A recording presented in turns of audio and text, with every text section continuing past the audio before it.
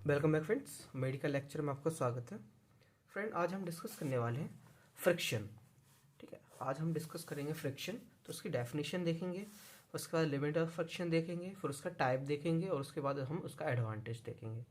ठीक है, तो डेफिनेशन की बात करें, when a object slide on the surface and which is resting force opposing the motion is producing the contact surface, this resting force is called friction या फिर frictional force.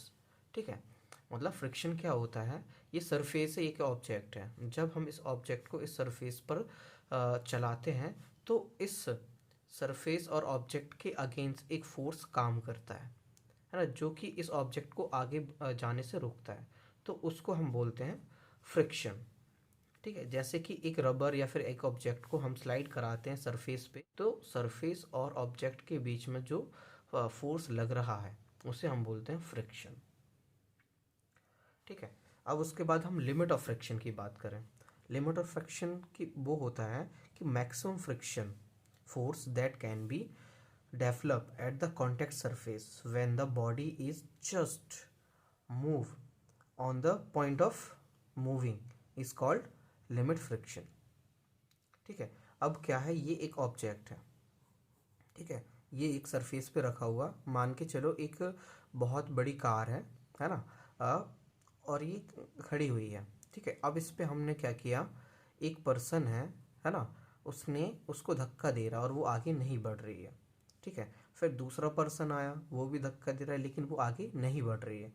जैसे तीसरा पर्सन आता है और उसका बस वो एक हाथ लगाता है ना, गाड़ी को पुश करने के लिए, और वो आगे बढ़ जाता है। ठीक है, मतलब एक लिमिट, मतलब मैक्सिमम फोर्स अप्लाइड करने पर वो बस कुछ इंचेस आगे खिसकती है, उसे हम बोलते हैं लिमिट ऑफ फ्रिक्शन। जैसे एक और एग्जांपल, कि ये एक ऑब्जेक्ट है सरफेस पे रखा हुआ है, या फिर बहुत भारी ऑब्जेक्ट है सरफेस में रखा हुआ है, इस पे हमने 5 न्यूटन का बल दे दिया। ठीक है, ये खिसक नहीं रहा है। 6 न्यूटन का बल दे दिया, फिर भी खिसक नहीं रहा है। जैसे हमने इसको 7 न्यूटन का बल दिया, है ना, वो बस कितना, कुछ इंच के लिए अपनी जगह से डिस्प्लेस होगा, है ना। तो जो 7 होगा वो मैक्सिमम फ्रिक्शन फोर्स डेवलप होगा, जो कि उस ऑब्जेक्ट को कुछ इंचेस या फिर कुछ दूरी के लिए क्या करेगा, अपनी जगह से डिस्प्लेस कर देगा, मूव करेगा। तो उसे हम बोलते हैं लिमिट ऑफ फ्रिक्शन। ठीक है, उसके बाद हम इसके देखते हैं टाइप्स। ठीक है, उसके बाद हम बात करें टाइप ऑफ फ्रिक्शन की। तो दो टाइप के फ्रिक्शंस होते हैं, एक स्टैटिक फ्रिक्शन होता है, एक डायनेमिक फ्रिक्शन। तो स्टैटिक फ्रिक्शन क्या होता है, when the body is resting condition then the friction exerted by the body is called static friction. यदि एक कार खड़ी हुई है ना, तो भी उस पर एक फ्रिक्शन लगता है, क्योंकि वो स्टैटिक खड़ी हुई है, तो सरफेस और ऑब्जेक्ट के बीच में जो फ्रिक्शन लगता है उसे हम बोलते हैं स्टैटिक फ्रिक्शन। फिर डायनेमिक फ्रिक्शन क्या होता है, when the body is moving condition then the friction exerted by the body is called dynamic friction. अब वही कार क्या करे, चलने लगे, तो सरफेस मतलब हमारी रोड और गाड़ी के बीच में भी एक फ्रिक्शन लग रहा है, तो उस फ्रिक्शन को बोलेंगे हम डायनेमिक फ्रिक्शन। अब जो डायनेमिक फ्रिक्शन होता है उसको हम 3 भागों में डिवाइड कर सकते हैं, उसके 3 डिविजन्स होते हैं। ठीक है, एक स्लाइडिंग फ्रिक्शन होगा, एक रोलिंग फ्रिक्शन होगा, और एक होगा पाइवट फ्रिक्शन। तो स्लाइडिंग फ्रिक्शन देखें, when the body is slide on the surface, ठीक है, या फिर slide on the surface then the friction exerted by the body is called sliding friction. जैसे पुश एनी हैवी ऑब्जेक्ट। ठीक है, मान के चलो आपको एक बहुत बड़ा क्या किया जाए, एक सिल्ली दे दी जाए, है ना, एक पत्थर की सिल्ली दे दी जाए और उसको बोले कि आप इसको क्या करें, आगे की ओर पुश करें, तो सरफेस और ऑब्जेक्ट के बीच में जो फ्रिक्शन लगेगा वो होगा अपना आपका स्लाइडिंग फ्रिक्शन। ठीक है, अब उसके बाद रोलिंग फ्रिक्शन की बात करें। रोलिंग फ्रिक्शन क्या होगा, रोलिंग फ्रिक्शन की हम बात करें तो रोलिंग फ्रिक्शन क्या कहता है, the object which is roll or rolling on the surface then the friction exerted by the body is called rolling friction in between wheel and surface।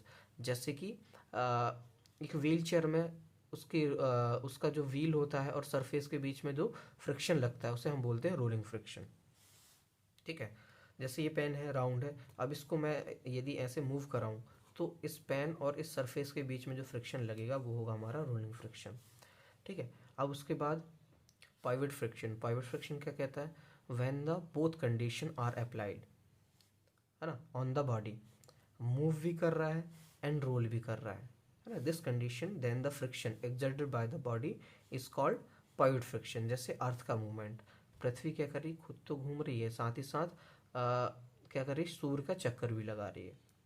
ठीक है, तो ये क्या हो गया इसका पाइवट फ्रिक्शन।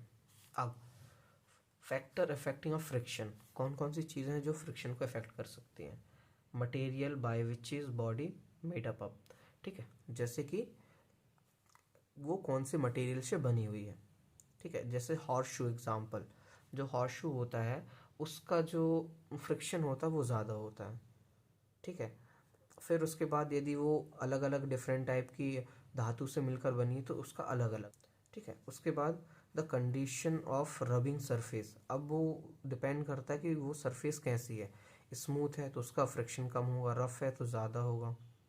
ठीक है, अब उसके बाद वेट ऑफ द बॉडी, जितनी हल्की बॉडी होगी उतना ही कम फ्रिक्शन होगा, और जितनी हैवी बॉडी होगी उतना ही ज़्यादा फ्रिक्शन होगा। ठीक है, the relative action between the two surface, अब दोनों के बीच का क्या सरफेस है उस पर भी ये डिपेंड करता है। तो फैक्टर अफेक्टिंग ऑफ फ्रिक्शन में वो कौन से मटेरियल से बनी है, प्लास्टिक है या फिर कोई मेटल है, इस पर डिपेंड करता है। ठीक है, फिर कंडीशन, स्मूथ है, रफ है, फिर उसके बाद वेट कम है या फिर ज़्यादा है, और रिलेटिव दोनों के बीच का सरफेस क्या है। ठीक है, दोनों के बीच की रिलेशन क्या है। ठीक है, अब इसके बाद हम देख लेते हैं इसका एडवांटेज। तो एडवांटेज ऑफ फ्रिक्शन की हम बात करें तो without friction we are enable to walk freely, यदि फ्रिक्शन नहीं होगा तो हम बिना फ्रिक्शन के फ्रीली नहीं चल पाएंगे। ठीक है, it help support ladder against wall, अब ये फ्रिक्शन क्या करता है, सपोर्ट करता है लैडर को अगेंस्ट वॉल। ठीक है, फिर उसके बाद it become possible transfer energy from one form to another form, जैसे कि क्या है, मोटर, है ना, जो आज के टाइम में जो मोटर चलती हैं उस पर क्या होता है, दोनों के बीच में फ्रिक्शन लगता है। ठीक है, जो कि इलेक्ट्रिक जनरेटर होते हैं, मान के जनरेटर, है ना, जनरेटर क्या होता है, एक के ऊपर एक क्या करते हैं, फ्रिक्शन करते हैं, फ्रिक्शन करने से क्या प्रोड्यूस होती है, एनर्जी। फिर brakes of vehicle work on due to friction, अब जो व्हीकल के जो भी ब्रेक होते हैं वो सब फ्रिक्शन पे वर्क करते हैं। डू एनी थिंग वर्क, ठीक है, हम कुछ भी काम करते हैं, रीज़न क्या है, उसके बीच फ्रिक्शन है। ठीक है, जैसे friction is a very important for do any work easily, हम कुछ भी काम कर रहे हैं उसके पीछे उसका कारण फ्रिक्शन है, और हम फ्रिक्शन के कारण ही कोई भी काम इजीली कर पा रहे हैं।